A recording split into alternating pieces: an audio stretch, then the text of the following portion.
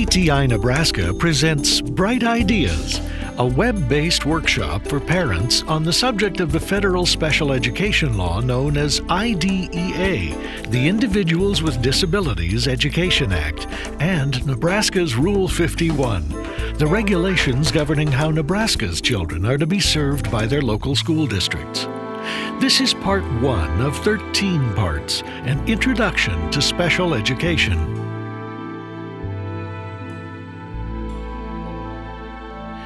This workshop is the first in a series of workshops developed by PTI Nebraska to provide you, the parents of children with special needs, with the information you need in order to take full advantage of the services that are available for your child in your community, wherever you live in Nebraska. Viewing this presentation on the web is just one way to get this information. There is a companion book by the same name, Bright Ideas, available free upon request from PTI Nebraska. Note that the contents of the Bright Ideas book are not organized in the same order as they're presented here, so it won't be useful to follow the book as you view this workshop. However, the book will be useful as a reference, as it contains the verbatim text of the most important government regulations we'll cover. PTI Nebraska can also send a representative to your community to present this or other workshops in the series in an interactive setting. You can contact PTI Nebraska about these materials by phoning toll-free 800-284-8520. PTI Nebraska is one of nearly 100 federally funded parent training and information centers across the U.S. There's at least one such agency in every state, all of them staffed by persons who are themselves parents of children with special needs.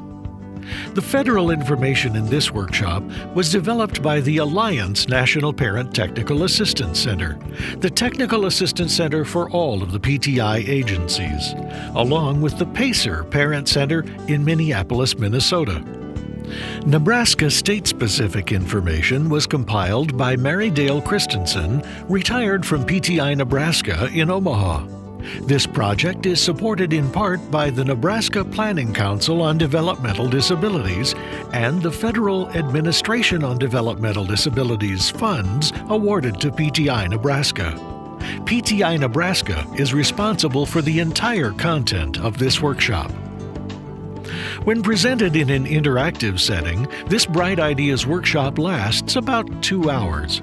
Here, we've broken it up into 13 segments of about 10 minutes apiece, so that you can download and review the material at your own pace.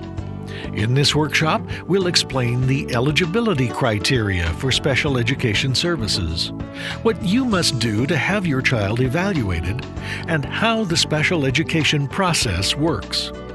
We'll introduce you to the Individualized Education Program, which your local education agency will help you set up for your eligible child. We'll discuss your child's placement within the least restrictive environment that will serve his or her needs. And we'll help you understand the procedural safeguards which are in place to ensure that every eligible child in Nebraska receives a free and appropriate public education. This workshop serves as a general overview of special education law, and it's directed primarily at parents of school-age children. Be aware, though, that special education services are available for preschool children as well, from the earliest recognition of a disability. There's an entire subset of special education law that governs preschool and early intervention services, and that's covered in greater detail in another of these PTI Nebraska workshops. If your child is not yet school-aged, he or she may have a separate program known as an Individualized Family Service Plan, or IFSP, to achieve early intervention goals in readiness for school. Happily, Nebraska is one of the states which provides special education services continuously from birth through the age of 21. We'll discuss the IFSP along with early intervention and preschool in greater detail later on in the workshop. For now, though, let's examine the special education process as it applies to school-age children. Special education is a process involving a child who has some identified disability, the child's parents or guardians or persons of legal responsibility, and a local education agency, a school near where the child lives. The process begins with a referral for an evaluation to determine if the child is a child with a disability and in need of special education services. The school may suggest that an evaluation is needed, or you may have reason to think that your child has special education needs, or a physician or relative may express their concerns to you, but a referral is where the process starts. A referral made to the local education agency begins the process. This leads to an evaluation, performed by a team of professionals from a variety of disciplines who have the expertise to assess the needs of your child. Due to its makeup, this team is known as the Multidisciplinary Team, or MDT. While each individual team member's examination of your child will reveal a lot, remember that your input is crucial. You'll be able to provide the team with the kind of information that only a parent, someone who spends a lot of intimate time with the child, can know. The evaluation will determine whether the child is eligible for services. There will be a meeting with the multidisciplinary team during which the results of the evaluation and the team's determination will be explained to you.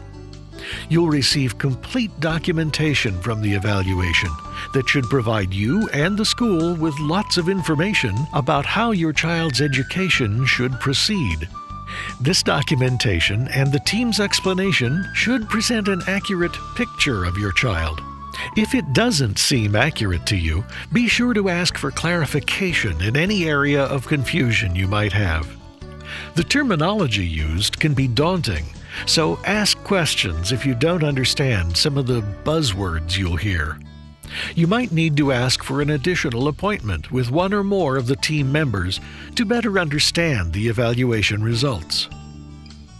If it's determined that your child is eligible for services, for a school-age child, an Individualized Education Program, or IEP, needs to be drawn up. This is a plan, a roadmap, to customize the services that the school will render to address your child's unique circumstances. The IEP is created through another team effort. At a minimum, the IEP team should consist of the parents, the child, to the extent the child is capable of contributing, a special education and a regular education classroom teacher, the principal of the school or another representative of the local education agency, and any specialists, such as occupational, speech, or physical therapists, who are expected to have a significant impact on the child's development. During the meeting of the IEP team, the IEP document will be created, which outlines short and long-term goals for the child, lists the services the school will provide to address those goals, identifies who will provide the services and how often, and states how the child's progress will be assessed. When the document has been agreed upon by all parties, the child's placement can then be determined. That is, the location, or perhaps multiple locations, where the child can best achieve the goals set out in the IEP document. Note that it's not allowed for your child to be pigeonholed according to the disability. Instead, the law requires placement in the least restrictive environment, an environment that is closest to any other child's school experience were it not for consideration of your child's unique circumstances. Once placed, instruction proceeds according to the plan developed and written into the IEP document. As a parent, you'll want to keep the channels of communication open between you and all of the school personnel working with your child. Make sure you're on the same page and working with your child toward the same goals at home. Monitor your child's progress and note when he or she is having trouble keeping up with the goals written into the IEP. Or, equally troublesome, note when the goals were set far too short of the child's ability to accomplish them. By law, the IEP must be reviewed at least annually to determine what changes, if any, need to be made. But be aware that, as a parent, you have the right to initiate a meeting of the team to review the IEP at any time during the year if you feel it needs to be changed. Similarly, the school may choose to call a meeting to review your child's IEP early if there exists a good reason to do so. Just as the IEP is reviewed regularly, your child's evaluation needs to be reviewed at least every third year. It too can be reviewed earlier if there's reason to believe it's already out of date. Bear in mind that your child's evaluation should remain an accurate picture of your child at any point in time. If that picture has drifted away from reality, a new evaluation may be required to ensure that the school has the most up-to-date data about your child.